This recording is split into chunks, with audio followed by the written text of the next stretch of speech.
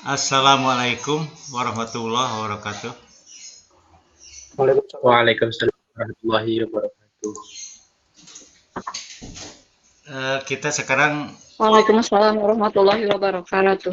akan membahas teori Piaget ya, teori Piaget dan implikasinya terhadap pembelajaran PAI ya. Nah, kemarin kita sudah membahas teori kepribadian Sigmund Freud ya. Nah, sekarang Bapak akan membahas teori Piaget. Nah, jadi paling tidak ada 3 teori yang harus Anda kuasai ya. Yang pertama teori kepribadian Sigmund Freud yang sudah Bapak bahas, walaupun belum tuntas ya. Tapi ya kalau ada waktu nanti kita bahas lagi lah kapan-kapan gitu kan. Bapak akan menyelesaikan ini dulu yang materi sesuai RPS ya, sesuai RPS. Nah, jadi pertama itu teori kepribadian Sigmund Freud, yang kedua yang harus Anda kuasai teori kognitif dan teori moral Piaget. Terutama teori kognitifnya ya, Dan yang ketiga yang harus Anda kuasai teori moral kognitif Colbert. Colbert itu murid dan pelanjut Piaget. Nah, itu yang sangat terkenal di Indonesia ya. Di Indonesia sangat terkenal. Jadi kalau Anda tidak mengerti ini, ya malu lah gitu kan. Malu magister tidak mengerti teori ini gitu kan. Karena ini sangat dikenal di Indonesia. Sangat dikenal gitu kan. Nah, teori sekarang akan Bapak bahas teori Piaget ya. Nah, apa yang harus Anda kuasai dan bagaimana mengimplementasikannya. Nah, ini teori kognitif dan moral Jean Piaget. Ditulisnya Piaget ya, tapi dibacanya Piaget. Implikasinya terhadap perkembangan beragama ya. Nah, jadi kalau Bapak melihat dari teori Piaget ini, ada yang sangat bermanfaat ya bagi pendidikan agama ya, sangat bermanfaat. Nah, kita mengenal dulu siapa Jean Piaget itu. Nah, ini orangnya ya. Ini orangnya. Jean Piaget memulai karirnya sebagai ahli zoologi. Jadi sebetulnya beliau itu aslinya ahli kebun binatang ya, ahlinya itu. Ahli kebun binatang, jadi ahli binatang gitu kan, asalnya. Pertama kali karirnya. Kemudian ia mengembangkan diri dalam bidang psikologi. Nah, terutama psikologi eksperimental. Nah, ini kenapa dia cepat berkembang ya? Karena dia masuk ke psikologi eksperimental. Riset terus, eksperimen terus gitu kan. Nah, sehingga akhirnya Piaget itu tertarik kepada perkembangan kognitif anak-anak ya, manusia. Pada bidang psikologi eksperimental ini, Jean Piaget sampai ke puncak karirnya, yaitu menjadi co-director of Educational Science di Jenewa di Swiss ya. Teori yang sangat terkenal adalah perkembangan kognitif. Nah, ini ya, jadi apa? Teori kognitif. Jadi kalau Anda ini dengar Piaget, nah ini harus sudah akrab lah, kita sudah akrab ya. Karena temuannya yang gemilang dalam perkembangan kognitif yang cukup mengagetkan gitu, dan sudah teruji dunia pendidikan sekarang sangat berkembang pesat, ini teruji gitu kan. Nah, ini yang paling utamanya bagaimana perkembangan kognitif. Nah, menurut Jean Piaget ya, ini kok ada inti kognitif, nah ini yang harus Anda kuasai ya, intinya. Menurut Anda kuasai intinya yang dikenal dengan teori skemata, teori skema ya. Ini yang harus Anda kuasai dengan penguasaan yang sempurna. Jangan setengah-setengah ya, harus menguasai secara sempurna. Nah, Jean Piaget amat tertarik dengan perkembangan kognitif dan moral pada anak-anak. Dia pada asalnya di kebun binatang ya, di kebun binatang, tapi dia tertarik pada perkembangan kognitif dan moral pada anak-anak. Lebih dari 40 tahun ia meneliti struktur kognitif. Dia 40 tahun ya, serius ya, lama sekali ya. Kalau orang-orang barat kalau riset lama sekali itu. Kalau penelitian itu pasti multi years ya, bertahun-tahun. Di Indonesia multi years itu baru digelindingkan, belum lama di Indonesia lah, belum ya, paling baru 5 tahun 6 tahun terakhir lah ya, 6 tahun terakhir baru digelindingkan riset multi years. Sebelumnya itu hanya setahun gitu. Padahal di barat sudah bertahun-tahun. Mahasiswa S3 di kita di UPI ya, ada yang dapat dana dari Inggris ya, riset disertasi multi years. Dia didanai selama 5 tahun, riset 5 tahun dia didanai. Nah, supaya Anda tahu ya, di Indonesia juga ada riset untuk sekarang ini, ada riset untuk magister ya, ada riset untuk magister. Nah, oke, kembali ke Jean Piaget ya. Piaget itu riset kognitif dan moral anak selama 40 tahun. Ia meneliti struktur kognitif dan perkembangan moral pada anak-anak. Piaget percaya bahwa manusia mempunyai struktur intelektual tertentu yang ia sebut dengan skemata ya, atau di Indonesia terkenal dengan skema ya, teori skema. Teori skemata atasnya. Nah, skema berfungsi mengatur interaksi dengan lingkungan. Ya, skema itu fungsinya untuk mengatur seseorang dengan lingkungannya.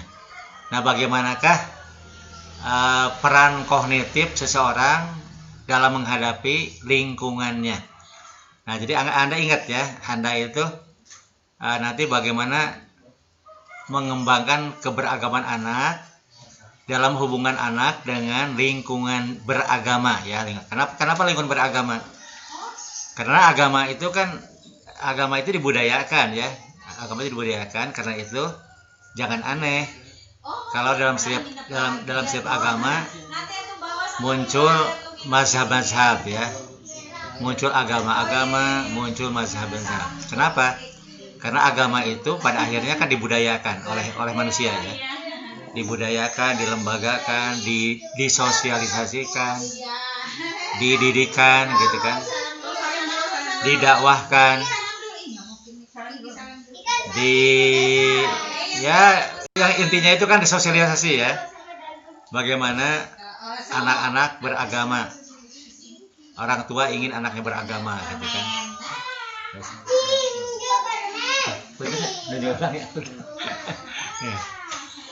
Nah gitu ya. Nah, jadi yang Anda harus kenal itu teori skemata ya. Teori skemata. Nah, teori skemata itu mengatur diri anak ya, diri kita dengan lingkungan. Bagaimana kita menghadapi lingkungan yang dalam agama sedang berbeda-beda ya. Agama kan tidak sama ya, beda-beda ya. Dalam satu agama saja beda-beda juga ya. Dalam satu agama saja beda-beda. Di Islam saja beda-beda gitu kan. Di Indonesia ada NU, ada Muhammadiyah gitu kan, ada macam-macam lah gitu kan. Dan itu realitas, itu kenyataan ya, kenyataan yang tidak bisa dihilangkan, tidak bisa ya, tidak bisa sampai. Dan itu kalau dihilangkan itu melanggar semua teori ya,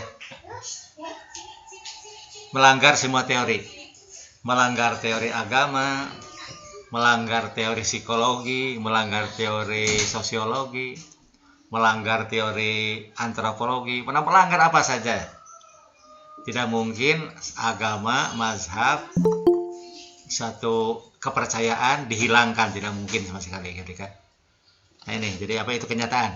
Jadi yang penting bagi kita, yang penting bagaimana kita mendidik anak agar anak itu bisa mengakomodasi lingkungannya.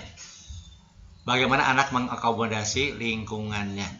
Nah ini ya, kalau dalam Piaget tidak bicara agama, sedikit pun tidak bicara ya. Tapi ini kita akan diimplementasikan teori kognitif Piaget itu ke agama gitu ya, ke pendidikan agama. Nah, kembali ke teori skema ya. Menurut Piaget, dalam riset Piaget menemukan bahwa ada dua fungsi skema yang sangat penting. Nah ini yang Anda harus diperhatikan penting ini ya. Jadi bagaimana skema itu beroperasi. Bagaimana skema itu beroperasi. Nah jadi ada dua fungsi penting dari skemata. Pertama asimilasi, yang kedua akomodasi. Apa itu asimilasi? Asimilasi yaitu proses penyerapan pengalaman baru. Jadi pengalaman baru diserap. Misalnya anak ya. Katakan anak di desa ya, di desa itu kan biasanya kan lebih homogen ya. Desa biasanya homogen. Desa itu homogen. Nah, jadi misalnya agamanya satu, mazhabnya satu, kepercayaannya satu. Bahkan cenderung serba satu ya kalau di desa ya. Di desa sekarang mulai majemuk. Sekarang mulai terutama desa-desa yang dekat dengan kota mulai majemuk ya, mulai pengaruh budaya kota ya. Budaya kota itu heterogen, sedangkan desa homogen. Nah misalnya jadi asimilasi itu ini ya kita katakanlah anak itu kan homogen ya, jadi dia itu berlingkungan yang homogen, ayahnya, ibunya, kakaknya, adiknya sama kan ya. Agamanya sama gitu kan, mazhabnya sama, cara sholatnya sama, puasanya sama, apa saja sama gitu kan. Nah begitu bertambah besar kan menghadapi lingkungan yang berbeda. Nah yang menghadapi lingkungan yang berbeda itu anak akan kaget. Secara teori kognitif anak akan kaget ya, akan kaget. Nah sehingga bagaimanakah skema itu berfungsi ya? Apakah skema berfungsi dengan baik ataukah tidak berfungsi dengan baik. Nah, makanya peran pendidikan di sini penting sekali ya. Peran pendidikan penting sekali. Bagaimanakah mensinergikan antara asimilasi dengan akomodasi. Nah, jadi kembali ya, asimilasi itu yaitu proses penyerapan pengalaman baru. Jadi pengalaman baru diserap. Misalnya anak di lingkungan keluarga, dia berkenalan dengan temannya dari tetangga. Ternyata tetangga itu punya budaya yang berbeda. Pasti ada bedanya, tidak mungkin sama ya. Antara satu keluarga dengan keluarga lain pasti ada subbudaya yang berbeda pasti. Nah, anak mulai mungkin asing. Cara makan kan beda juga, cara makan ya. Misalnya dari segi waktu saja ada keluarga yang pagi-pagi sudah makan, misalnya habis subuh sudah siap makan, ada yang begitu kan. Ada yang tidak biasa makan nasi gitu kan, makan ringan saja pagi-pagi gitu kan, hanya ya secangkir teh gitu kan, ringan, makanan ringan gitu kan. Nah itu kan beda cara makan juga, beda budayanya gitu kan. Belum lagi gaya bicara beda-beda gitu kan. Misalnya anak yang di lingkungan rumahnya itu dididik dengan bahasa yang santun, yang halus gitu kan, yang dipilih kata-kata juga yang baik-baik gitu kan, masuk ke lingkungan tetangganya gitu kan, ada yang anak yang kasar gitu, bahasanya kata-kata kasar, anjir sia gitu ya, anak kecil gitu kan. Nah si anak itu mulai menyerap pengalaman baru gitu, ini kok gimana kok ada muncul kata-kata yang asing bagi anak itu gitu kan. Nah bagi si anak itu asing, kok ini ada kata-kata anjir gitu kan. Padahal dia tidak pernah mendengar kata-kata itu selama di dalam rumahnya gitu kan. Begitu masuk tetangga, nah bagaimanakah dia menyerap kata-kata asing itu? Nah itu yang dikenal dengan proses akomodasi. Jadi akomodasi itu yaitu perubahan struktur kognitif agar sesuai dengan pengalaman baru.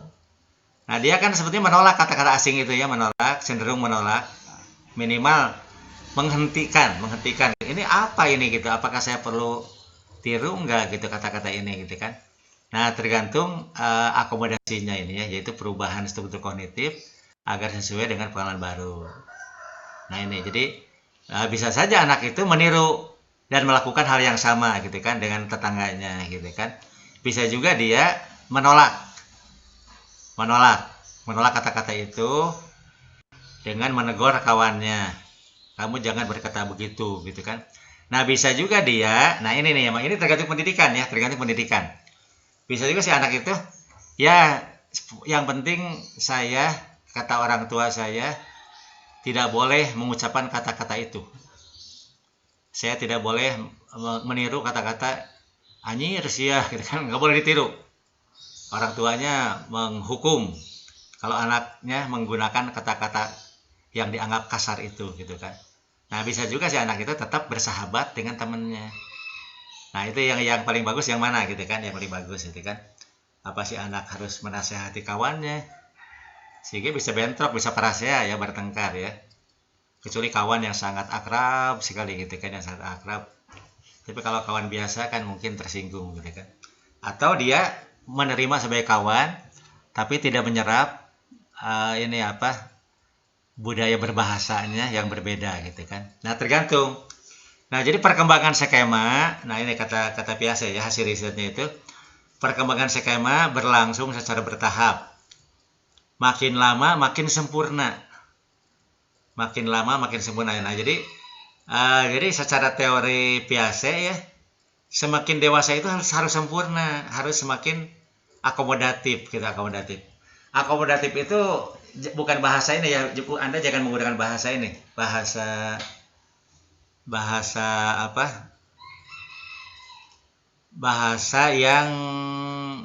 politik, bahasa politik ya. Akomodasi, bahasa politik seolah-olah dalam agama itu akomodasi itu seolah-olah campuran, sinkretis ya, sinkretis. Nah jadi akomodasi sinkretis bukan akomodasi, bukan ya. Sinkretis bukan, akomodasi bukan begitu, bukan. Akomodasi itu tergantung kepada perkembangan kognitif orangnya gitu kan. Yang itu bisa katakan dia meniru gitu kan, meniru, dia bergabung dengan komunitas itu. Bisa dia tetap bergabung dengan komunitas tapi dia tidak menggunakan budaya komunitas itu, bisa begitu. Nah bisa gitu ya. Nah bisa juga tadi ya, dia bersahabat dengan tetap tidak menggunakan budaya lingkungannya gitu kan. Nah yang tentu saja kita harus ini ya, harus menilai ya, mana yang bagus gitu kan, mana yang bagus gitu kan. Kalau menurut Bapak ya, yang bagus itu anak gitu kan, anak bersahabat dengan siapa saja ya, jangan membatasi. Mungkin orang tua akan shock juga ya, bingung ya, bagaimana menghadapi dilema budaya ya, kita mendidik, terutama orang tua yang ini ya, yang mendidiknya misalnya halus gitu kan, pokoknya menjaga anak itu sampai perkembangannya itu betul-betul tidak mau terpengaruh oleh lingkungan yang buruk gitu kan, buruk dalam bahasa orang tua ya, bahasa orang tua. Nah sebenarnya gitu kan, yang bagus menurut Bapak itu gini. Jadi kita kalau mendidik itu biarkan anak itu bersahabat dengan siapa saja, bersahabat ya. Tapi kita menanamkan nilai-nilai inti ya. Nilai inti itu misalnya gini, nilai intinya itu bahwa kamu harus bersahabat dengan siapa saja, tapi kamu jangan meniru budaya yang buruknya. Nah yang buruk itu tentu harus dialog terus dengan orang tua kan. Harus dialog dengan orang tua terus-terusan. Nah ini ya, jadi perkembangan skema berlangsung secara bertahap, makin lama makin sempurna. Tapi ini pun tergantung tingkat kematangan psikis. Nah ini, jadi supaya Anda catat ya, kematangan psikis itu sangat dipengaruhi oleh pendidikan, sangat dipengaruhi pendidikan. Air putih. Apabila pada tahap tertentu anak mengasimilasi pengalaman baru, tetapi tak mampu diolah oleh struktur kognitifnya, maka terjadilah ketidakseimbangan antara data yang masuk dengan keadaan struktur kognitifnya. Sebab itu akan terjadi reorganisasi struktur kognitif. Nah ini apa? Jika si anak tadi contohnya kata-kata di lingkungan rumahnya itu dia itu halus, sopan ya, memilih bahasa lemes lah gitu kan, bahasa yang halus, tidak pernah menggunakan kata-kata yang kasar, sementara di lingkungannya si anak bergaul dengan teman-temannya yang katakan tanda kutip ya, kasar tanda kutip ya. Nah ini kalau si anak itu selama anak belum matang perkembangan psikisnya, maka anak akan tidak seimbang gitu kan, goncang ini gimana gitu. Nah, di sini peran pendidik, peran guru ya, peran guru pendidik. Jadi bagaimana menenangkan si anak ya. Jangan sampai timbul kegoncangan yang lama berlarut-larut ya, berlarut-larut jangan sampai timbul. Harus segera diselesaikan secara nyaman gitu kan, anak nyaman gitu kan. Nah, itu kalau menurut Bapak gitu ya, cara anak nyaman itu jadi anak tidak boleh membatasi pergaulan, tidak boleh ya, kita tidak boleh membatasi. Kita anak harus bergaul, bersahabat dengan orang banyak gitu kan, dengan tetap punya pendirian yang kokoh dan terbuka ya, punya pendirian yang kokoh dan terbuka. Pendirian yang kokoh itu misalnya gini ya, kalau dia itu sudah memiliki modal dasar berbudaya halus ya, budaya yang baik, nah itu modal dasar bagi dirinya gitu kan, untuk tetap eksis sebagai pribadi yang sopan tanpa membatasi pergaulan dengan siapa saja. Nah itu ya, jadi itu memang butuh pendidikan ya, butuh pendidikan. Nah dalam agama lebih-lebih, dalam agama itu Anda nanti akan memasuki sebuah dilema skemata gitu kan, yang kalau tidak diselesaikan ini bukan hanya pribadi itu tidak berkembang dengan baik ya, bukan hanya pribadi anak tidak berkembang dengan baik, bahkan bisa merusak tatanan sosial ya, bisa merusak tatanan budaya. Nah ini ya, nah jadi yang Anda harus catat pertama, bahwa ini yang harus Anda catat ya, harus Anda catat khusus, yang harus tidak boleh punya pikiran ini gitu kan, bahwa anak hidup dalam lingkungan budaya gitu kan, anak hidup dalam budaya yang berbeda. Nah ini jadi dalam satu budaya saya ada sub-sub budaya, karena sub-sub budaya dalam situ ada sub-subnya lagi gitu kan, yang beda-beda ya, beda-beda. Nah itu perlu Anda catat khusus gitu ya, akan terjadi semacam itu. Dan pendidik punya peran besar untuk mengembangkan kognitif anak secara sehat ya, secara sehat. Jangan sampai keliru mengembangkan kognitifnya. Oke, di sini sampai di sini dulu ada ini. Oh, ini contohnya dulu Bapak ya. Nah, ini Bapak gambarkan gini ya, gambarkan ya. Ini gambarkan gini, nah teori biasa itu ini. Nah, ini pribadi besar ya. Jadi ini contoh ya, bagaimana asimilasi dan akomodasi terjadi ya. Nah, jika ini misalnya, jika tadi kasus contoh Bapak ya tadi ya.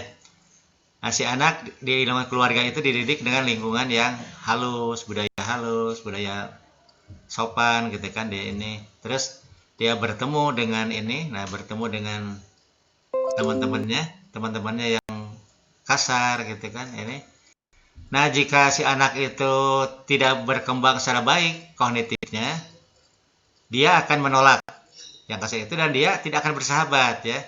Mungkin dia menjauh dari temannya, menjauh. Nah, itu yang tidak seimbang antara data yang masuk dengan struktur kognitifnya gitu. Tidak seimbang ya. Dia akan semacam berpisah ya. Dia kawan tapi berpisah gitu kan. Kawan tapi berpisah. Mungkin tidak bersapa juga, tidak saling menyapa juga gitu kan. Tidak mau sama sekali gitu kan. Yang mungkin saja nanti kelompok ini, orang yang ini akan memusuhi. Oh, si kamu itu sombong sekali, kamu nggak mau bergaul gitu kan, kamu egois gitu kan, kamu tidak mau menyatu, kalau misalkan diri mungkin ya. Nah, sehingga akan muncul ketidakseimbangan, anak itu bingung ya, sudah bingung gimana gitu kan. Nah, sedangkan yang berkembang dengan matang ya, akan dididik dengan baik, misalnya kita ya ini kamu bergaul dengan siapa saja, kamu berteman, tapi yang penting kamu sudah tahu kan, kata-kata kasar itu tidak baik, kamu jangan mengucapkan itu gitu kan, biarkan saya teman Anda, teman kamu biarkan begitu gitu kan, kamu tidak bisa kamu juga mempengaruhi teman kamu kan supaya halus gitu kan, pokoknya kamu tetap konsisten halus terus-terusan gitu kan, dan kamu tetap bersahabat. Nah, ini jadi besar, jadi anak itu akan menjadi pribadi yang besar ya, pribadi yang besar.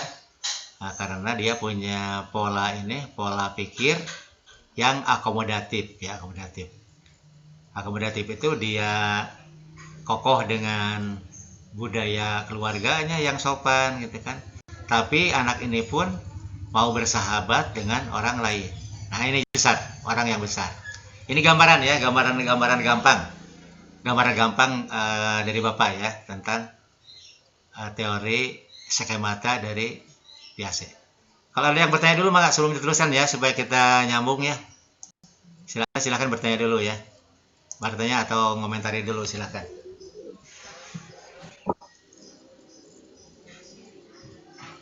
Boleh bertanya Pak? Rasid, Rasid silakan. Kalau begini Pak, kan kondisi sekarang itu lingkungannya emang benar-benar berubah ya Pak. Kayak dulu saya juga waktu masih anak itu memang diajarkan seperti itu gitu, jangan berkata kasar dan sebagainya gitu ya. Ya. Tetapi seiring dewasa kan, bahkan sekarang itu kata-kata kasar itu udah dianggap lumrah gitu Pak, tidak ada batasan antara lah ini kasar apa enggak gitu. Dan ternyata seiring dewasa pun saya juga kadang memang terbawa gitu kata-kata yang seperti itu teh gitu, karena memang dari lingkungan udah menganggap hal itu udah biasa gitu Pak. Nah, menurut Bapak apa yang salah gitu Pak dari sini Pak? Ya, jadi gitu ya apa?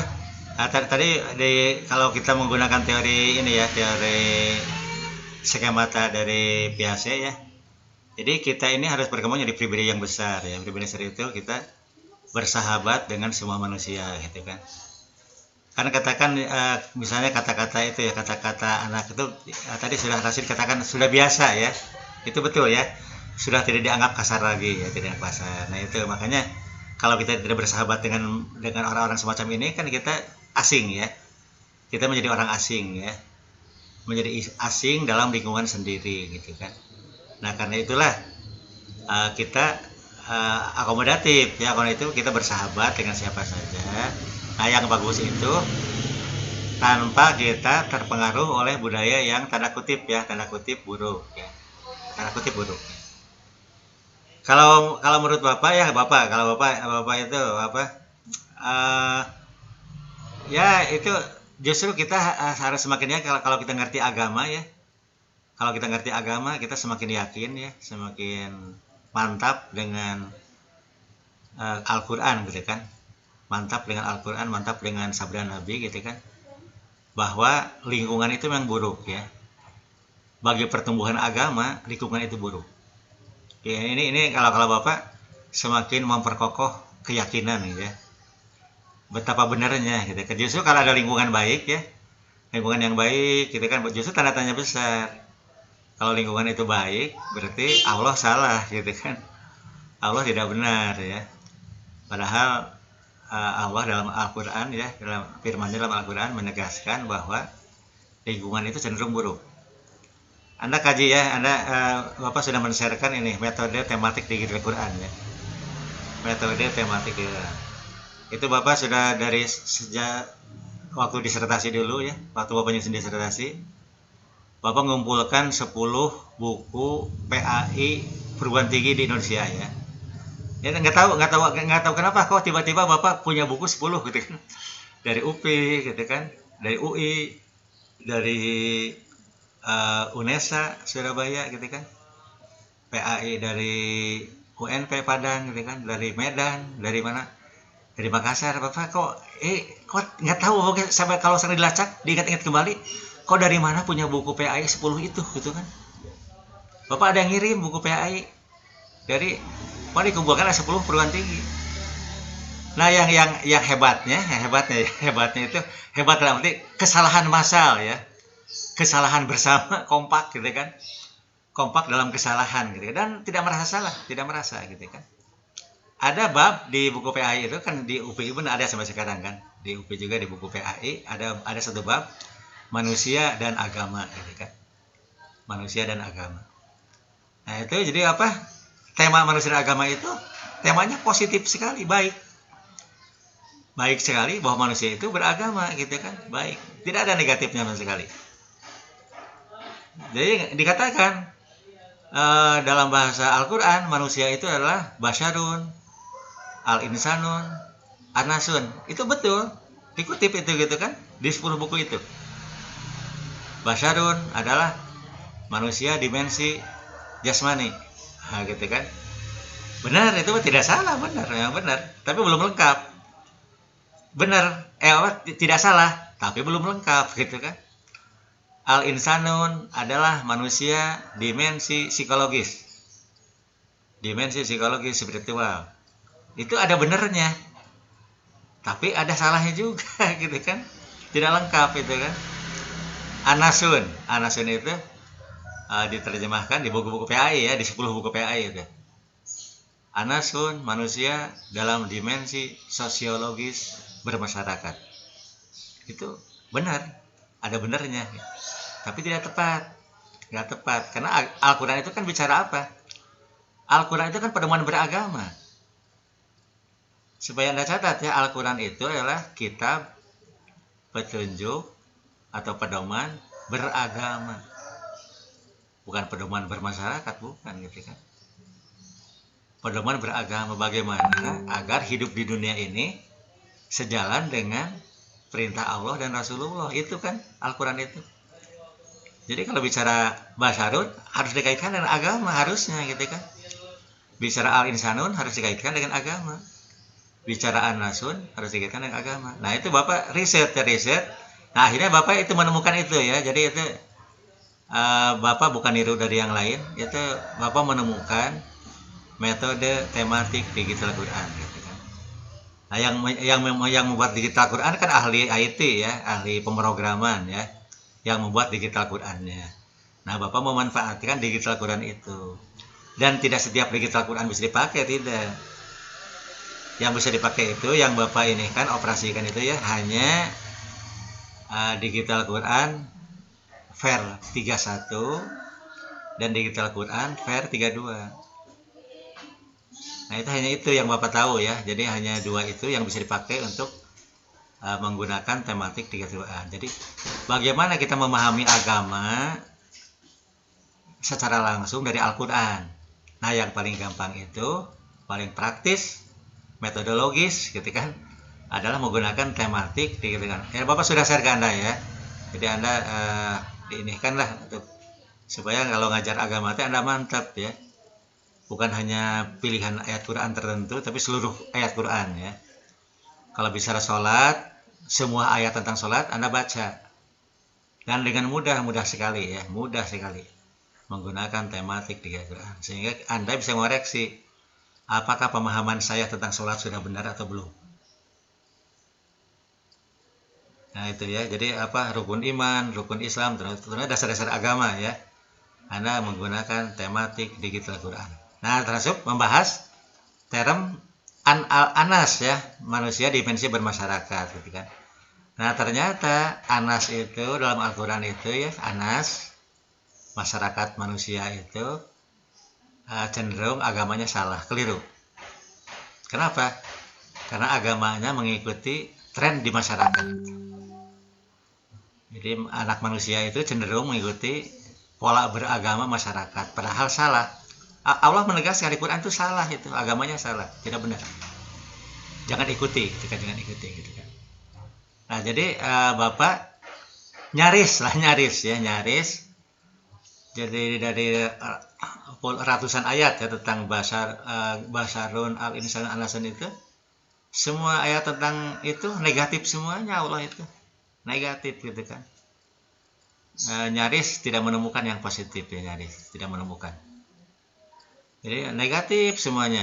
Misal tentang Al-Insan ya, wal asri innal insana lafi khusrin kan, negatif kan.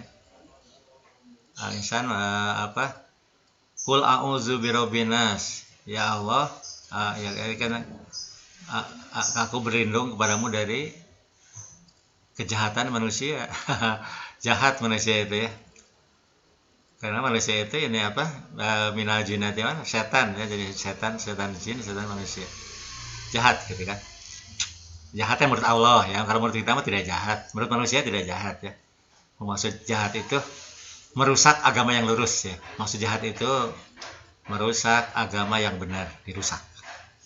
Nah jadi kalau Bapak semakin justru gembira ya ketika menemukan, aduh betul masyarakat itu betapa gitu kan sudah menganggap biasa hal-hal yang salah. Menurut agama salah itu ya, menurut masyarakat tidak salah.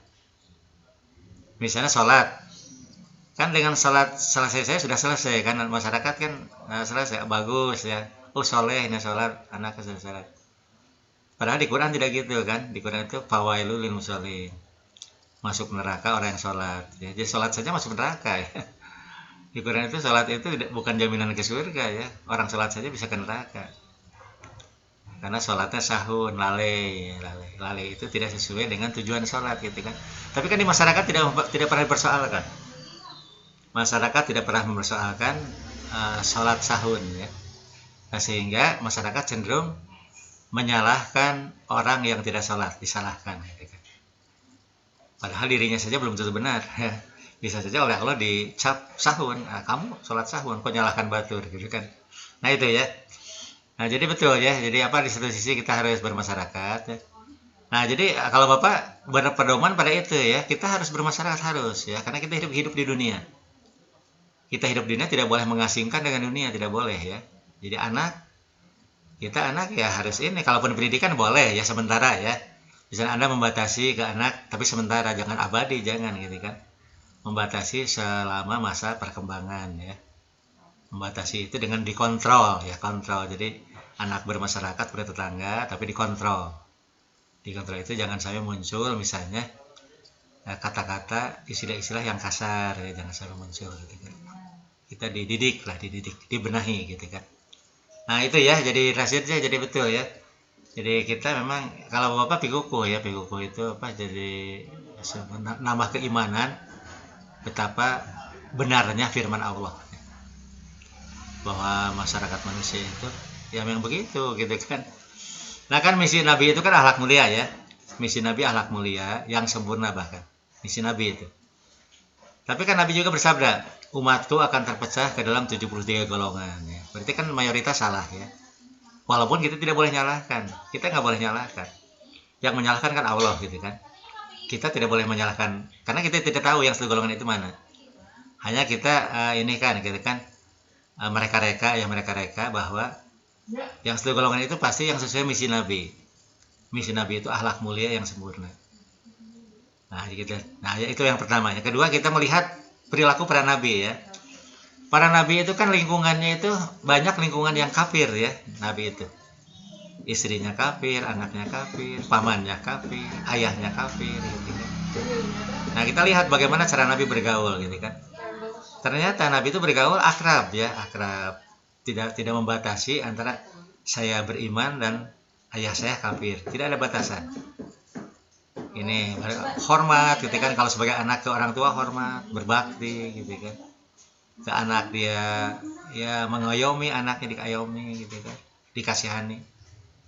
Dengan istrinya dia sakinah mawaddah warahmah gitu kan. Nah, jadi kekafiran tidak menghalangi pergaulan. Nah, itu yang Bapak catat ya. Bahwa kekafiran lingkungan itu tidak membuat seorang nabi membatasi pergaulan, tidak. Tapi tetap ini apa? Karena hidup di dunia ya, hidup di dunia itu kan harus bergaul dengan masyarakat ya. Karena hidup di dunia.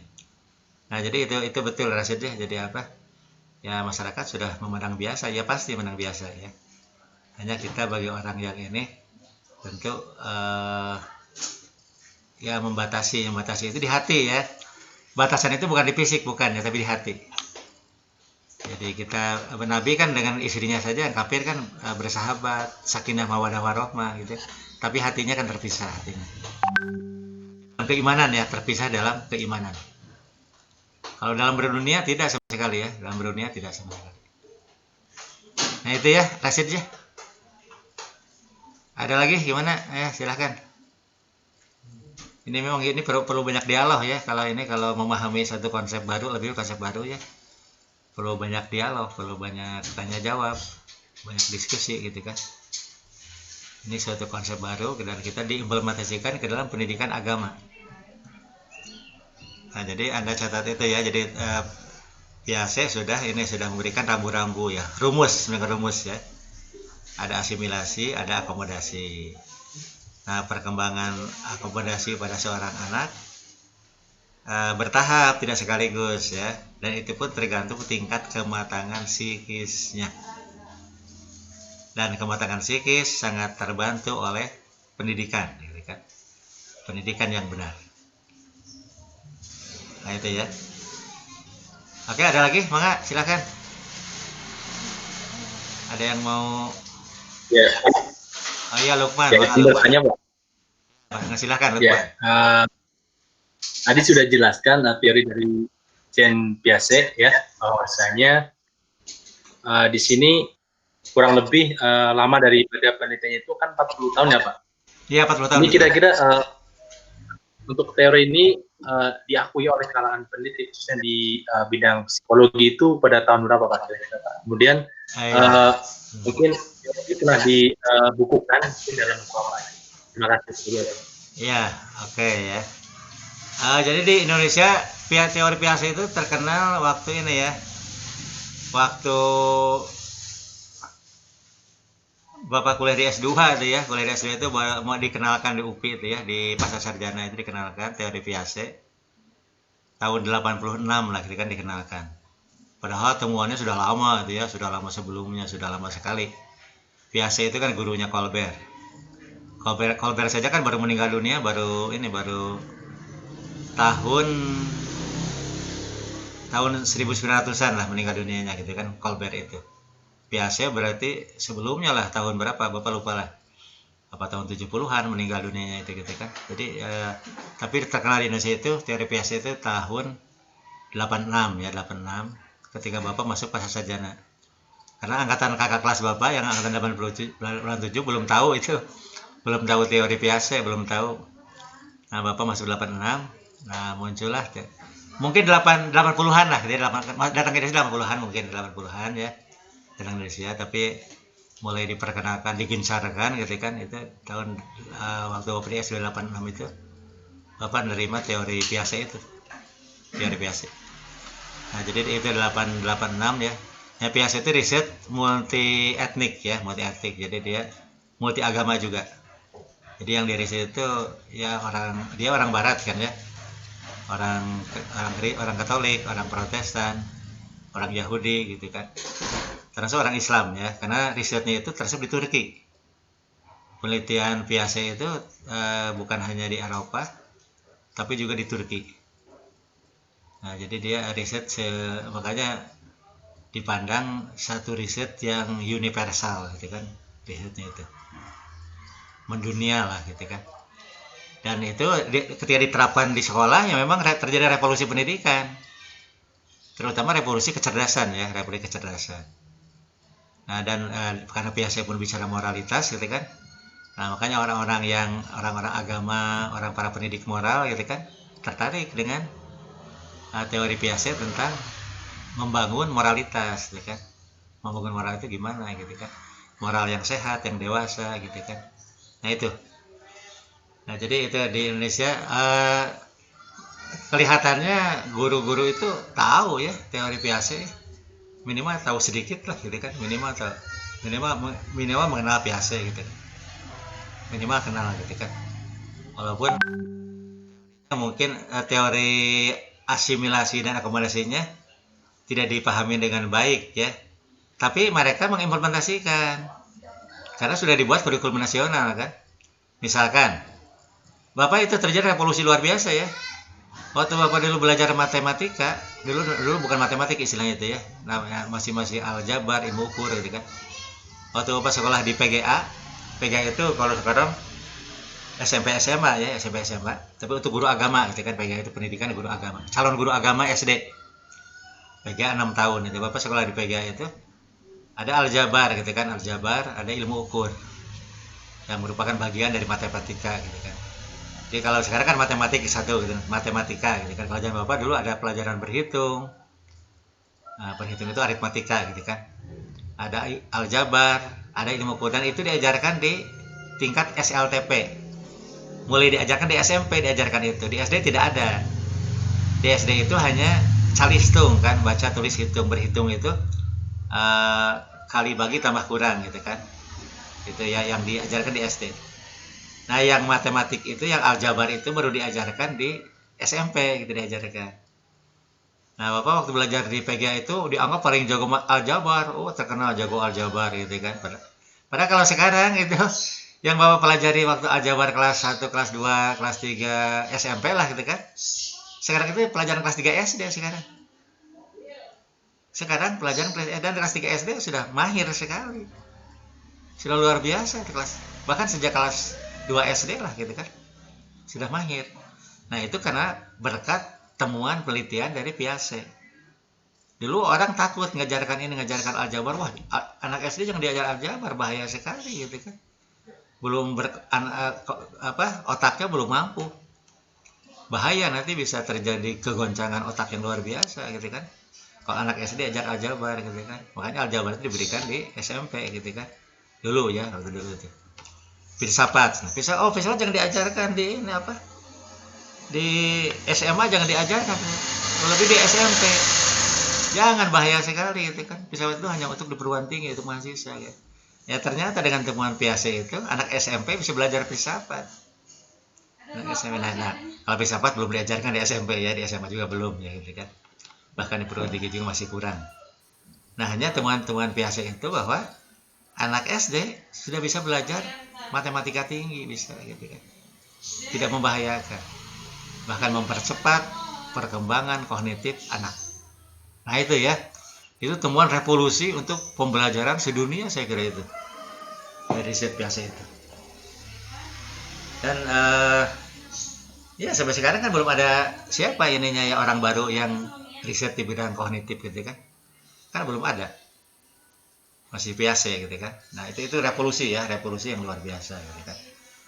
Nah, jadi berdasarkan teori ini sebetulnya anak kecil juga sudah bisa diajari perkembangan perbandingan agama, bisa gitu kan, perbandingan agama. Kemudian perbandingan mazhab ya. Anak itu sudah sangat bisa dan tidak merusak kognitif ya, tidak. Justru lebih mendewasakan anak. Anak itu dewasa gitu kan. Anak itu. Dan lagi pula kan kenyataannya ya, justru kalau tidak dididik bahaya ya. Kalau tidak dididik kan anak akan melihat lingkungan. Padahal lingkungan itu kan tidak selamanya berdimensi edukatif ya. Lingkungan seringkali baur kan. Pemerintah lah. Lingkungan lebih sifatnya sosialisasi kan. Bukan edukasi, bukan. Nah, sedangkan yang kita kehendakin edukasi itu ada arah. Ada arah yang dituju itu kebaikan ya. Kalau dalam Islam itu akhlak mulia gitu kan. Akhlak mulia yang sempurna kalau dalam Islam. Nah, gitu ya. Jadi sumbangannya luar biasa, ini Piaget ini luar biasa. Sangat besar bagi perubahan kurikulum sekolah sedunia ya, sedunia bahkan. Kurikulum. Nah, itu Lukman ya. Jadi ini. Nah, yang belum banyak dimanfaatkan itu justru oleh para pendidik agama, ini teori kognitif itu belum banyak dimanfaatkan gitu kan. Bapak baca misalnya pelajaran sholat ya. Dari SD saya perguruan tinggi sama sholat itu. Enggak ada bedanya. Rukun iman, rukun Islam itu dari SD sampai perguruan tinggi sama pembahasannya gitu kan. Kok tidak seharusnya dalam teori kurikulum ya harus terjadi spiral kurikulum. Spiral itu jadi materi yang sama tapi semakin luas. Semakin mendalam seharusnya gitu kan. Ini tidak terjadi. Bahkan cenderung pendidikan agama itu bukan pendidikan agama tapi doktrinasi beragama, doktrin gitu kan, doktrin. Nah, itu yang menurut Bapak ini tidak sejalan dengan teori skemata ya, tidak sejalan sama sekali. Ini tidak akan mendewasakan. Tapi akan memperlambat perkembangan kognitif. Walaupun mungkin profesor gelarnya gitu kan. Tapi dalam beragama bisa saja kekanak-kanakan ya. Walaupun dia profesor. Tapi dalam beragama, terutama dalam berakhlakul karimah, bisa saja childhood ya, kekanak-kanakan bisa terjadi ya. Karena tidak seimbang antara asimilasi dan akomodasi. Tidak seimbang. Tidak siap menghadapi lingkungan yang berbeda. Tidak siap. Nah, itu ya. Jadi kan para nabi di hadapan pada lingkungan yang berbeda, nabi itu kan yang Bapak baca, para nabi itu selalu berhadapan dengan lingkungan yang ekstrim bahkan ya. Nabi itu lingkungannya ekstrim sekali itu ya, bukan sekedar beda nabi itu bukan. Tapi waduh, sampai menolak perbedaan ya, lingkungan yang menolak perbedaan. Nabi selalu dihadapkan dengan lingkungan yang menolak perbedaan. Jadi ajaran Nabi itu dianggap paling menyimpang. Ya, ajaran Nabi dianggap oleh masyarakat itu paling menyimpang dari lingkungannya. Dianggap. Anda boleh perhatikan, semua Nabi lah. Tidak ada satu Nabi pun yang berhadapan dengan lingkungan yang homogen, tidak ada. Makanya kita saksikan ya. Misalkan Nabi Muhammad, ya Nabi Muhammad itu kan sampai mau diancam dibunuh kan. Ya ditolong oleh Allah ya, karena belum waktunya mati gitu. Belum saatnya meninggal dunia ya. Sudah meninggal sejak di Mekah Nabi Muhammad itu.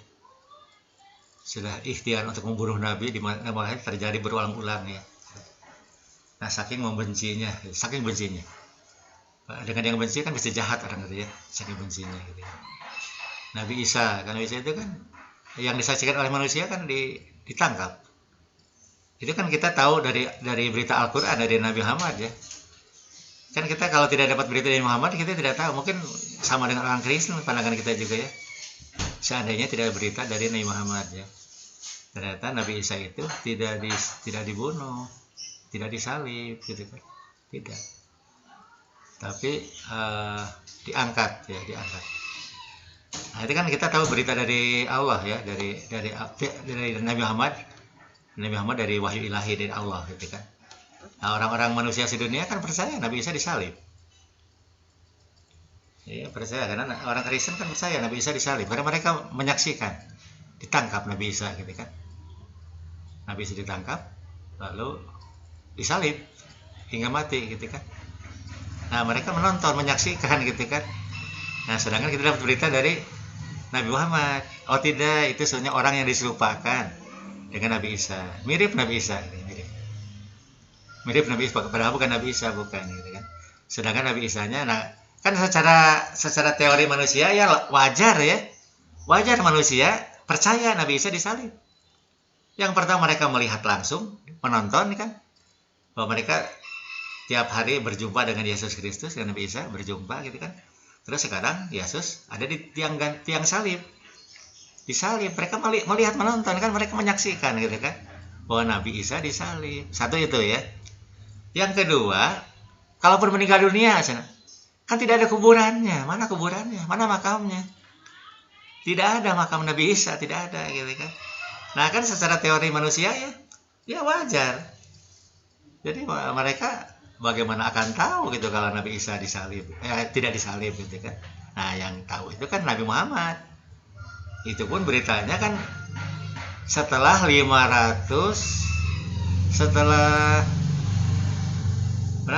tahun ya, 600 tahun kemudian. Lama sekali kan. Nabi Isa itu disalibnya 600 tahun sebelum Nabi Muhammad memberitakan bahwa Nabi Isa itu tidak disalib, bahkan tidak dibunuh. Nah kan 600 tahun kemudian, jadi selama 600 tahun itu informasi kan hanya satu informasi, bahwa Nabi Isa tidak disalib gitu kan. Nah itu ya, jadi itu Bapak menunjukkan betapa para nabi itu berhadapan dengan lingkungan yang bukan hanya berbeda, tapi sangat bertolak belakang, kontras, memusuhi lah gitu kan. Anda bacakan Nabi Zakaria gitu kan, supaya digergaji kan. Nabi Zakaria itu digergaji ya. Nabi Yunus dibunuh gitu kan. Siapa Nabi Musa kan? Berkali-kali dia mau dibunuh oleh Firaun kan. Hanya oleh Allah saja belum saatnya meninggal dunia gitu kan. Tidak jadi gitu kan. Nah, pokoknya semua nabi itu, nah ini bagi kita pelajaran berharga ya. Betapa nabi itu sangat akomodatif gitu kan. Jadi dalam agama ya lakum dinukum waliyadin, ya bagimu agamamu, bagiku agamaku. Ya kita menghormati sajalah. Jangan salah menyalahkan gitu kan. Yang penting di dunia hidup rukun damai di dunia mah gitu kan. Nah kan nabinya sudah ngajak lakum dinukum waliyadin, tapi kan musuh-musuhnya tidak mau. Jangan lakum dinukum waliyadin. Lakum dinukum, bagimu agamamu, bagiku agamaku. Nah jadi harus gini, bagimu agamaku, bagiku agamaku. Nah kan maunya gitu orang-orang kafir ya, ingin sama gitu kan. Nah jadi kalau kita ingin sama berarti itu mah pola hidup orang kafir gitu kan. Jangan ditiru, jangan gitu. Bagi kita mah sudah ada patokan lakum dinukum waliyadin. Itu para nabi kan, nabi itu begitu kan. Nabi dengan istrinya saja yang kafir, ini ya sebagai suami yang baik ya, suami yang baik, suami yang melindungi istrinya, kita dilindungi gitu kan. Karena agama tidak bisa dipaksakan. Agama kan harus dipaksakan. La ikroha fiddin, nggak bisa dipaksa. Agama itu kesadaran sendiri gitu kan. Ya kalau mau mengubah agama ya mengubah kesadarannya lewat pendidikan. Itu pun tidak jaminan berhasil kan, tidak jaminan gitu kan. Makanya agama ada patokan ya. La ikraha fiddin, lakum dinukum waliyadin. Lana a'maluna walakum a'malukum. Baik kami amal kami, baik kalian amal kalian. Udahlah, tak usah saling ganggu kan. Jangan saling ganggu, jangan ya. Udahlah, masing-masing aja lah. Silahkan pegang teguh keyakinan kamu masing-masing gitu kan. Saya punya keyakinan, kamu punya keyakinan. Nah itu sebetulnya akomodatif itu. Kalau dalam teori moral, teori kognitif biasa ya itu yang akomodatif, yang dewasa, yang sempurna perkembangannya gitu kan. Nah karena kita hidup di dunia itu pasti hidup di tengah-tengah masyarakat ya. Karena kita manusia makhluk bermasyarakat, makhluk sosial ya gitu ini. Nah itu Lukman ya, Lukman ada lagi? Mangga silakan.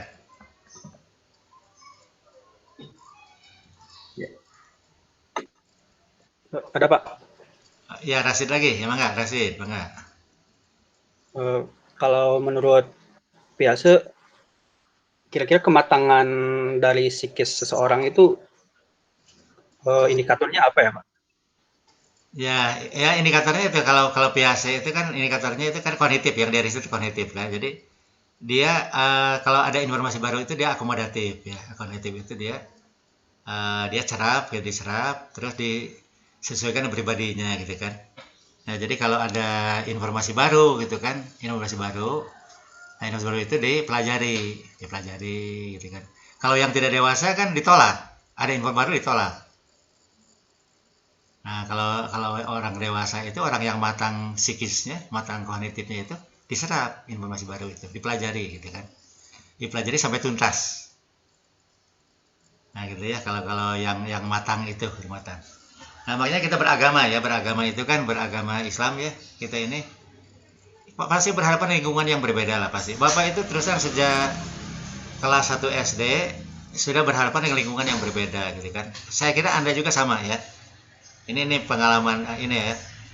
Dulu di satu rumah saja, karena waktu kecil itu rumah keluarga ya, rumah besar ya. Jadi orang tua saya tinggal di orang tuanya. Jadi artinya di rumah kakek, di rumah nenek gitu kan. Rumah besar. Jadi di rumah itu ada kakek dan nenek. Ada keluarga saya keluarga saya itu ibu, bapak dan anak-anaknya. Saya salah satu anaknya gitu kan. Ada lagi kakaknya orang tua bapak ya, dia pun punya suami istri dan punya anak juga gitu kan. Ada lagi adiknya. Jadi rumah itu rumah besar ya. Sebelum saya pindah ke rumah sendiri waktu itu di rumah besar. Nah dalam satu rumah saja, kalau saya dia unik ya, satu rumah saja mazhabnya beda-beda. orang Islamnya sama agamanya, tapi mazhab beda-beda. Mazhabnya beda-beda. Misalnya gini, dan saya lihat kakek saya, nenek saya itu sangat dewasa beragamanya, sangat dewasa gitu kan. Nah ini orang tua saya ketika kalau sholat tarawih itu 11 rakaat. Orang tua saya itu ya sholat tarawih 11 rakaat, tapi uak saya sholatnya 23 rakaat gitu kan. Nah adiknya itu adiknya orang tua saya gitu kan, paman saya itu, dia kadang-kadang ikut orang tua saya 11 rakaat, kadang-kadang ikut uaknya sebanyak 23 rakaat gitu kalau sholat tarawih itu gitu. Nah kakek saya nggak tahu aslinya, saya nggak tahu kakek asli saya gitu. Dia itu mau mendengar gitu kan. Dia suka nanya ke ayah saya gitu kan, itu gimana itu kok, kata kakek teh, selama ini kan ya abah sholat itu tarawih 23 rakaat, kok ini 11 rakaat. Nah kakek saya jelaskan hadis-hadisnya gitu kan. Tapi kakek saya dengan wah saya pun gitu nanya, bicara gitu, itu gimana itu kok ada yang sholat tarawih 11 rakaat itu, ada nggak dalilnya gitu kan. Nah, ya, kakek saya segitu. Jadi kakek saya tidak pernah nyalahkan, tidak pernah ini, dia mendengar aja, mendengar, bertanya, mendengar, tanya gitu. Nah saya sejak kecil saya berharapan di lingkungan yang begitu, di rumah, bukan hanya di luar rumah, bukan ya, bukan hanya di rumah, tapi di lingkungan rumah sudah berbeda suku budaya di rumah juga gitu kan, suku budaya beragama gitu kan. Nah hanya saya menyaksikan gitu kan, orang tua saya itu menurut saya orang soleh luar biasa, akhlaknya mulia gitu kan. Tapi saya melihat wah saya pun sama, dia orang soleh, akhlak mulia, sehingga saya pun waktu sejak kecil, saya kelas 1 SD, saya tidak bisa nyalahkan pihak mana yang benar, tidak bisa gitu kan. Ya, saya sejak kecil sudah terbina begitu gitu kan. Saya lihat kakek juga orangnya sangat dewasa dalam beragamanya gitu kan. Nah masuk lingkungan di luar rumah, nah saya lebih ekstrim lagi di luar rumah itu. Tetangga itu orang Kristen, tetangga itu gitu kan, yang satu lagi orang Hindu. Jadi saya sejak kecil sudah berhadapan dengan lingkungan yang begitu. Ya kalau dari tetangga kan kita hidup itu menyatu ya, sering main di rumahnya gitu kan, kadang-kadang sampai sore di rumahnya gitu kan. Kita melihat bagaimana perilaku mereka gitu kan, menyaksikan dengan baik lah, menyaksikan gitu kan, bagaimana kehidupan mereka. Dan ini apa, nah itu ya, jadi apa, kebetulan Bapak di Sukabumi itu kan lingkungan tempat berkembangnya aliran baru Islam ya, aliran Isa Bugis kan di Sukabumi juga munculnya gitu kan, di daerah saya gitu kan munculnya itu ya. Jadi mungkin yang dari IPA yang S1 pernah belajar di Pak Des ya, Prof Des, ada aliran Islam Isa Bugis itu dari daerah saya itu, persis di tetangga saya itu ya. Jadi saya tahu persis. Jadi kalau orang lain ngomong teori mungkin, kalau saya nyaksikan langsung ya, nyaksikan, bukan katanya, bukan. Nah itu jadi apa, nah saya untung punya lingkungan orang tua yang ini, orang tua saya itu dia sholat tarawih 11 rakaat ya, tapi dia menghormati yang 23 gitu. Kalau dia misalnya dia ada tamu itu orang paham agama, kalau sholat bulan puasa dia jadi makmum. Ayah saya tidak pernah menjadi imam, tidak pernah jadi makmum. Ayah saya pun ikut 23 rakaat sholat, kalau sholat 23 rakaat ikut gitu kan ayah saya itu. Kadang-kadang ayah saya dipaksa. Ayah saya kan orang Muhammadiyah ya, orang Muhammadiyah gitu kan. Kalau jadi imam sholat subuh dipaksa dia jadi imam sholat subuh gitu. Ayah saya kunut subuh. Kalau jadi imam itu kunut subuh gitu kan. Karena dia melihat jamaahnya itu ada yang kunut subuh gitu kan. Atau ada yang dihormati kunut subuh. Dia kunut subuh. Ayah saya itu. Nah saya jadi melihat orang tua jauh begitu gitu kan, lingkungan sekitar itu begitu. Nah keluar rumah itu ada Kristen, ada Hindu gitu kan, ada Cina, ada Cina gitu kan. Jadi saya kenal dengan Cina itu, saya dengan kawan saya orang Cina itu sejak SD saya kawan dekat, nyamper ke rumah tiap hari gitu kan. Kawan itu macam-macam. Orang Islam banyak, jelas orang Islam pasti banyak sekali ya. Orang Cina ada gitu kan, walaupun hanya seorang, dia punya teman Cina. Nah, sampai sekarang masih ada teman orang kaya raya lah, kaya sekali. Dulunya nggak kaya, dulunya waktu saya masih kecil tidak kaya, biasa-biasa lah gitu. Nah warung gitu, tapi sekarang sudah sangat kaya karena telaten gitu kan. Nah anaknya sahabat, anaknya itu. Jadi kita tahu kan itu, misalnya bahkan saya itu karena dia pedagang ya warung, dia tiap hari dia itu bawa roti gitu kan, kalau ke sekolah itu nyamper ke rumah bawa roti. Saya seneng kan waktu kecil kan kalau ada yang memberi makanan, seneng luar biasa gitu kan. Dia membeli roti tiap hari gitu kan. Nah itu tidak apa, pasti kalau yang homogen ya pasti kaget. Nah jadi saya kira orang yang sama-sama saya langka ya. Saya dalam lingkungan keluarga saya beda-beda gitu kan. Begitu masuk tetangga jauh beda sekali, kontras bedanya gitu kan. Nah di saya itu waktu itu lingkungan itu tempat pertarungan ini Muhammadiyah dengan PUI. PUI itu kan mirip-mirip NU kalau di Sukabumi ya. Kalau di Sukabumi mirip NU, PUI itu. Mirip dengan NU gitu. Nah pertarungan ideologis antara Muhammadiyah dan PUI, ditambah Isa Bugis, ditambah gitu kan. Nah terus ada Kristen, ada Hindu gitu kan. Nah itu ya, jadi apa, hanya bagi yang homogen itu pasti. Makanya kenapa orang kota itu cenderung dalam bermasyarakat lebih dewasa ya, lebih dewasa. Orang kota kan cenderung biasanya jadi anggota DPR ya, cenderung orang kota yang terpilih gitu kan. Semakin tinggi budaya kota, semakin peluang terpilihnya tinggi. Dan orang desa juga pasti orang desa yang berbudaya kota pasti ya. Kalau orang desa yang terpilih pasti orang desa, dia tempat tinggal realnya di desa, tapi budayanya budaya kota gitu kan. Budaya terbuka, tidak tertutup gitu kan. Nah, jadi teori Piaget itu menghendaki keterbukaan gitu, terbuka gitu kan. Jadi jangan kalau ada informasi baru itu bukan ditolak, bukan dia dipelajari gitu, dicerap, dipahami gitu kan. Kalau dalam bahasa bahasa yang Bapak kembangkan itu tipologi mazhab ya, tipologi agama. Yang Pak Dis kembangkan itu metode studi agama-agama. Yang Pak Dis ini kan. Pak Dis sekarang dengan Bapak juga bersama Bapak Pak Dis sedang mengembangkan metode studi agama-agama berbasis Al-Qur'an. Jadi tidak murni ilmiah tidak ya. Tapi ilmiah berbasis Al-Qur'an gitu kan. Nah itu jadi perlu dicari titik temu gitu, titik temu. Apa titik temunya gitu kan.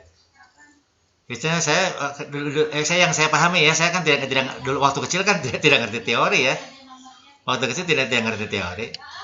Hanya kita nyaksikan misalnya orang Cina gitu kan yang kawan sekolah dulu itu sering sama-sama kalau berangkat sekolah. Karena sebetulnya tetangga ya, sekolahnya agak jauh jadi bareng kalau berangkat itu ngabring gitu kan. Ngabring berdua, ngabring bertiga, kadang-kadang ngabring berenam gitu kan, ngabring berenam kalau sekolah itu. Nah itu saya menyaksikan juga kan titik temunya banyak ya. Oh ternyata misalnya kepeduliannya, ini titik temu kan kepedulian ya. Menjaga akhlak mulia itu titik temu. Oh ternyata orang Kristen itu ini juga gitu ketat dengan akhlak. Orang Cina itu saya sampai agak protes dulu waktu kecil itu ya. Saya itu karena teman saya orang Cina itu ya dipukul oleh ayahnya, saya tidak terima ya, ini dia mukul keras sekali ke anaknya gitu kan. Nah, karena saya lingkungan saya orang tua saya tidak pernah menghukum saya, belum pernah. Saya orang tua belum pernah menghukum ya, ayah tidak pernah menghukum, ibu tidak menghukum gitu kan. Kecuali menasehati lah gitu kan. Kakek lebih tidak pernah menghukum gitu kan. Tapi teman saya yang Cina dihukum hanya gara-gara dianggap nakal. Nah saya dapat pelajaran waktu di SD itu, oh ternyata yang dapat informasi negatif sebelumnya itu kan informasi negatif ya. Orang Cina itu begini. Ternyata didikannya keras gitu ya. Saya bicara, saya waktu kecil bicara ke orang tua Cina itu, Pak, jangan keras-keras gitu, kok mukul seperti itu. Kasihan gitu kan. Tapi dia cuek aja gitu kan, tetap menghukum anaknya yang dianggap nakal gitu. Nakal itu apa yang nakal itu? Dia tidak ditegur oleh gurunya, tidak mengerjakan PR. Dianggap nakal gitu kan, kamu tidak disiplin gitu kan ini. Gitu apa? Oh, ternyata orang Cina juga yang saya perhatikan gitu ya. Oh, ternyata menegakkan disiplin gitu kan. Terus tidak boleh nakal gitu kan. Oh, sama-sama aja titik temunya di sana gitu kan. Titik temu waktu itu kan belum ngerti. Ya yang ngerti itu hanya itu saja gitu kan. Kehidupan bersama, pertemanan gitu kan. Nah itu ya, jadi kalau bahasa yang saya kembangkan termasuk oleh para ahli perbandingan agama ya, misalnya Pak Mukti Ali gitu kan. Jadi perbandingan agama itu untuk mencari titik temu agama-agama, di mana kesamaannya gitu kan, dan apa perbedaannya, dan perbedaannya itu untuk dipahami gitu kan. Nah kan itu teorinya di sana ya, teorinya itu. Nah yang Pak Andis kembangkan juga studi agama, terus bersama dengan saya ditambahkan. Asalnya Prof Andis itu studi agama-agama, asalnya Prof Andis tambahkan, jangan gitu. Kita itu karena kita berhadapan orang Islam, maka kita studi agama-agama berbasis Al-Quran gitu kan. Nah titik temu itu misalnya gini ya. Kalau yang tidak titik temu kan terpisah ya. Contoh gini ya. Contoh misalnya di Quran itu ada ayat laqad kafara lazina, nah sungguh kafir. Wah ini benar-benar kafir gitu kan. Orang yang berkata bahwa Allah itu adalah salah satu dari yang tiga. Nah, itu ada aturan itu kan. Kalau yang tidak terjadi akomodasi gitu kan, nah begitu mendengar misalnya Kristen mendengar tiga Tuhan ya, Tuhan Bapa, Tuhan Anak, Tuhan Roh Kudus, atau orang Hindu mengatakan ada tiga dewa, Dewa Wisnu, Dewa Brahma, Dewa Wisnu, Dewa Siwa, langsung ini, wah ini kafir nih, sungguh kafir nih. Ini kan Tuhannya tiga gitu kan. Nah itu yang tidak pernah mencari titik temu ya, tidak pernah akomodasi, yang belum dipelajari sudah menolak gitu kan. Padahal seharusnya ayat Quran dipahami, seharusnya ya ayat Quran dipahami, terus Trinitas atau Trimurti pun dipahami gitu kan. Nah sekarang apa definisi Tuhan menurut orang Kristen? Apa sama dengan kita? Kalau kita tanya ya saudara, Tuhan itu siapa? Mari kita buat definisi bersama. Kita dan Kristen ya, dan Hindu. Buat definisi bersama dengan Tuhan. Siapa Tuhan? Buat definisi, ayo. Kita sepakati bersama. Definisi tentang Tuhan yang kita sepakati bersama. Nah, itu saya yakin akan terjadi titik temu ya. Nah, kalau dibuat definisi bersama itu kan ada namanya fenomenologi agama itu namanya gitu kan. Jadi dibuat definisi siapa Tuhan? Tuhan ialah Sang Pencipta alam semesta. Tuhan yang menciptakan langit, Tuhan yang menciptakan bumi, Tuhan yang menciptakan manusia. Nah, sepakat nggak? Sepakat. Oke, semuanya. Nah, siapa Tuhan itu gitu kan? Nah, kita Allah katakan, Allah gitu kan. Tanya orang Kristen. Ada berapa yang bisa menciptakan alam semesta, yang langit, bumi, ada berapa? Pasti orang Kristen jawab satu. Siapa yang bisa menciptakan langit, bumi, dan menciptakan manusia? Pasti orang Kristen menjawab, oh itu Tuhan Bapa gitu kan. Jawabnya. Nah, tanya ke Hindu. Siapa yang menciptakan langit, yang bumi, yang menciptakan manusia siapa? Orang Hindu pasti menjawab, oh itu Dewa Brahma gitu kan. Pasti jawaban itu. Jadi ada dua atau ada tiga atau satu? Oh hanya satu ya, Maha Esa gitu kan. Nah apa sih itu? Makanya orang Kristen kalau mengatakan Yesus itu Tuhan ya, tapi kan mereka percaya Yesus itu manusia. Yesus manusia biasa dan Yesus sudah mati. Orang Kristen percaya penuh Yesus sudah mati. Apakah Tuhan suka mati? Ya tidak. Nah, gitu kan. Nah makanya definisi Tuhan buat Kristen beda dengan definisi Tuhan buat kita ya. Nah kalau kita mah Tuhan itu yang satu-satunya itu. Jadi Nabi Muhammad apa disebut Tuhan kan enggak. Nabi Muhammad saja gitu. Enggak pernah disebut Tuhan Muhammad, enggak pernah. Misalnya Wali Songo apa disebut Tuhan, kan enggak gitu. Wali Songo sih Wali Songo gitu makanya. Nah kalau di Kristen ya Tuhan itu yang suci gitu kan. Yang suci Bapa, yang suci Yesus Kristus, yang suci Roh Kudus. Jadi Tuhan itu maksudnya itu. Nah, itu yang sudah ditemu ya. Yang maksudnya akomodasi. Ya kita memahami agama Kristen itu walaupun kita tidak percaya kan kita mah sudah udah Tuhan satu Allah gitu kan. Kita tidak percaya dengan itu, tapi kita menghormati gitu kan. Nah, berarti definisi Tuhannya berbeda dengan kita. Nah itu yang titik temu ya.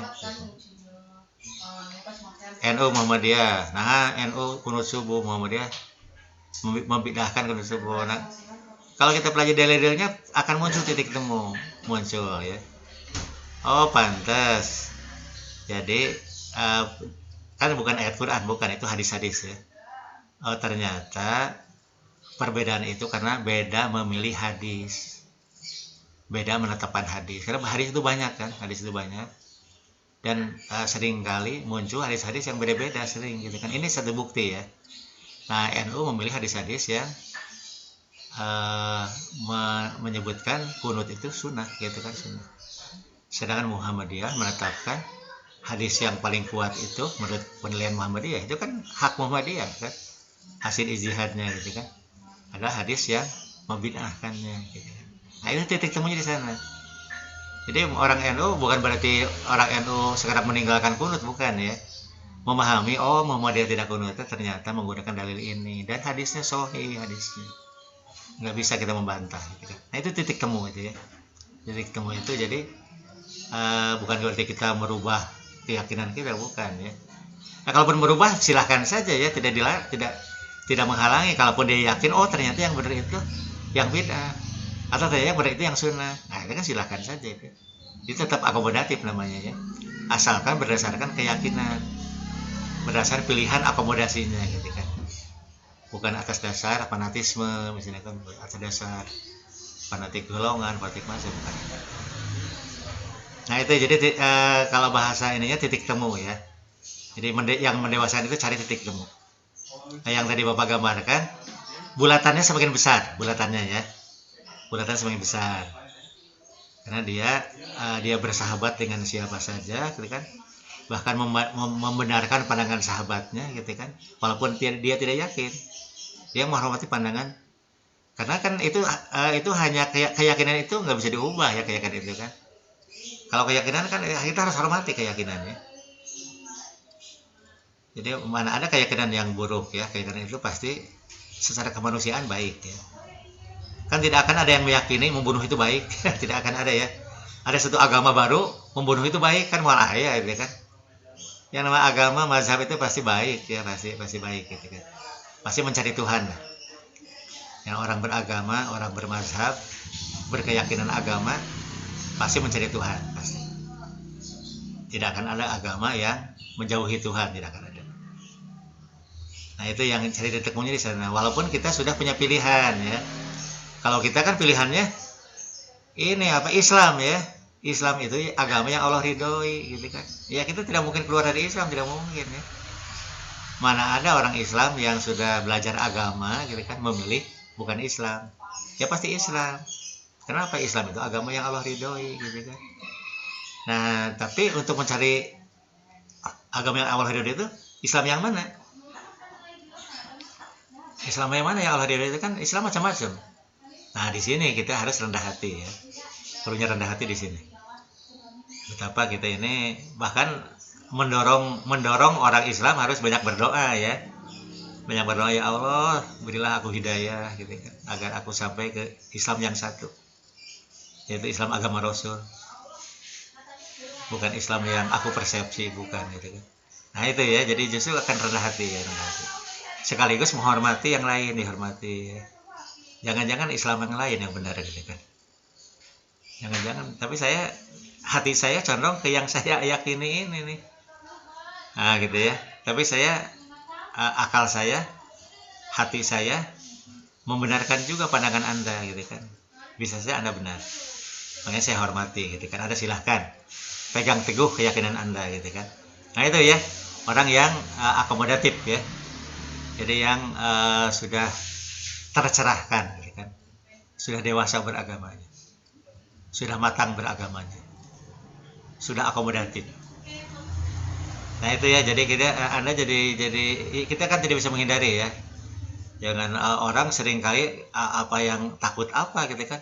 Wah, gila kalau diajar perbandingan ini nanti pindah itu pasti yang terbaik kan. Kalau pindah kan pasti yang baik. Tidak mungkin manusia pindah ke yang buruk, tidak mungkin. Pasti pindah itu ke yang terbaik. Dan manusia itu bisa berubah berkali-kali kebaikan itu ya. Jadi kalau teori konversi agama, kita kemarin sudah bicara ya konversi agama ya. Sudah bicara belum? Sudah belum? Lupa Bapak. Nah, ya konversi itu pindah agama ya, pindah agama itu karena keyakinan dirinya yang dia pindah itu lebih baik.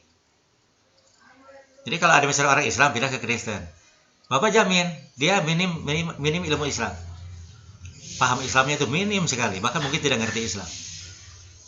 Makanya ketika dia lebih ngerti Kristen, Islam tidak ngerti, karena mungkin tidak didik agama ya, orang tua tidak mendidik agama gitu kan, membiarkannya gitu kan, dia mencari sendiri. Nah dia ketika ketemu dengan temannya yang Kristen misalnya, dan dia paham agama temannya itu, nah dia pasti pindah ke Kristen gitu kan, karena minim pengetahuan. Tapi kalau pindah dari Islam pindah ke Islam kan tidak naon gitu kan, NU, aduh, nah anak saya jadi Muhammadiyah, tidak naon gitu kan. Ini masih Islam juga gitu kan. Ulah sieun. Muhammadiyah, anak saya kok jadi NU? Ya tenan naon gitu. Orang tuanya NU. Anaknya jadi Wahabi. Ya tenan naon gitu kan. Wahabi masih Islam juga gitu kan. Nah, itu ya, jadi jangan sampai kaget, jangan sampai. Tahu itu Islam juga. Tahu dia mencari gitu kan. mungkin tidak dididik NU dengan baik, tidak mengerti NU ya. Dia lebih banyak kontak dengan orang-orang Wahabi gitu kan. Akhirnya pahamnya Wahabi kan tidak tahu. Sama-sama Islam gitu kan. Nah, kalau sama-sama Islam, ya kita tidak boleh membatasi ya, tidak boleh menghalangi ya. Tapi kalau ke agama lain ya kita harus menutup rapat-rapat. Ya kenapa? Karena agama yang Allah ridhoi itu adalah Islam. Nah, itu yang harus dibentengi ya. Nah, kenapa kita tidak menemukan misalnya ada orang tidak menemukan kebaikan dalam Islam ya? Ya itu karena Anda belum belajar, itu belum. Jadi kan kalau orang Islam kan kita bisa bicara gitu. Kalau orang Islam, ya karena Anda belum belajar tentang Islam. Coba belajar. Coba tentang apa coba? Ungkapkan.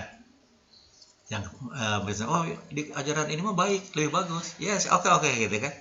Nah, sehingga Anda harus mengerti juga ya, mengerti bijaksana gitu kan. Nah kan seringkali orang ini yang konversi itu karena melihat yang dia pindah itu lebih baik pandangannya gitu, keyakinan ajarannya lebih baik gitu kan. Nah itu ya, jadi apa, kan konversi itu terjadi pada orang semua tingkatan ya. Orang yang syarat religius bisa pindah ya, bisa pindah keyakinan karena dia menemukan mungkin dia sudah lama kecewa dengan pandangan mazhabnya mungkin ya. Yang Bapak tahu misalnya orang Islam yang pindah ke Kristen itu, yang Bapak tahu ya, memang ini orang-orang yang minim pendidikan, minim sekali. Dulu dosen UPI ada yang anak-anaknya pindah ke Kristen ya. Bapaknya itu orang Islam, tapi Bapak tahu persis. Bapaknya itu pernah sholat, pernah puasa Ramadan, pernah gitu. Agamanya Islam, tapi pernah sholat saja tidak pernah. Artinya dia tidak ngerti Islam kan. Sama sekali tidak ngerti Islam. Puasa Ramadan itu tidak pernah. Dia hanya KTP-nya saja Islam. Anak-anaknya perlu jadi Kristen. Kenapa? Anaknya itu disekolahkan di sekolah-sekolah Kristen gitu kan. Nah, dia sudah minim sekali gitu kan. Nah, dia dapat didikan, oh Kristen itu baik gini. Ya pasti baik. Pastilah gitu kan. Pasti. Karena dia tidak menemukan Islam, tidak menemukan. Nah, itu ya, jadi yang Bapak tahu yang pindah ke ini itu orang yang minim agamanya. Tapi orang-orang Kristen kan banyak orang yang ini yang ngerti agama pindah ke Islam. Malah ada beberapa paus itu kan pimpinan Katolik sedunia yang masuk Islam. Ada kan beberapa paus ya, yang masuk Islam. Ada nggak ulama yang masuk Kristen? Mual gitu kan. Nah itu ya, jadi apa? Nah jadi kalau kita mah ya kita sudah mengikuti firman Allah dalam Al-Quran. Islam itu agama yang Allah ridhoi. Nah hanya harus perlu dicatat oleh Anda, Islam itu agama Rasul. Maksudnya Islam yang paling benar itu Islam yang dipahami oleh Rasul. Nah kita ini kan bukan Rasul ya. Islam kita kan bukan dari Rasul, bukan. Islam itu dari ulama ya. Ulama yang diduga berasal dari Rasul. Kenapa diduga? Karena tidak satu pendapat, beda-beda pendapat. Berarti kalau beda pendapat jadi diduga, berarti beda-beda mazhab maksudnya gitu kan, berarti diduga berasal dari Rasul. Nah karena itulah orang yang matang beragama ya, kalau Islam mangga wae kemana wae gitu selama Islam. Kewajiban orang tua kan mendidik agama pada anaknya gitu kan, kewajiban gitu kan. Anak setelah berkembang dia mencari sendiri, ya itu hak anak gitu kan. Dan itu sudah tanggung jawab anak, bukan tanggung jawab orang tua lagi gitu kan. Nah itu ya, jadi kita di agama itu ya, jadi apa, teori Piaget ini menurut Bapak sangat berharga ya. Nah jadi kalau Anda misalnya Anda punya keinginan, nah pertama Anda harus mengukur dulu keinginan Anda ya. Kalau Anda punya anak nanti Anda harus ukur dulu keyakinan Anda, apa keinginan Anda itu sempurna benar gitu kan. Kalau Anda merasa tidak sempurna gitu kan, Anda diskusi dengan anak itu harus banyak dialog ya. Bukan doktrin satu arah, bukan gitu, dialog. Supaya saling belajar, orang tua pun dapat pelajaran dari anak gitu kan. Karena agama itu kan hidayah ya, agama itu. Jadi hidayah mah apa? Kita hikmah kan, Islam itu hikmah juga. Hikmah itu kan dari mana saja gitu kan. Nah, jadi memang sikap dasar itu harus rendah hati, sikap dasar ya. Rendah hati. Tidak merasa paling, walaupun orang tua jangan merasa paling jagoan, paling ngerti, jangan gitu kan. Ya gitu ya, ini ada waktunya sudah habis ya, sudah jam 11 ya. Ya segitu aja ya, sekian aja ya. Di pertemuan sekarang saya kira cukup sekian aja. Anda bacalah di Google juga banyak ya, Anda baca di Google ya. Teori Jean Piaget ya. Anda silahkan baca itu. Ya. Baik. Ya gitu aja ya. Saya kira Ya Pak. Assalamualaikum warahmatullahi wabarakatuh.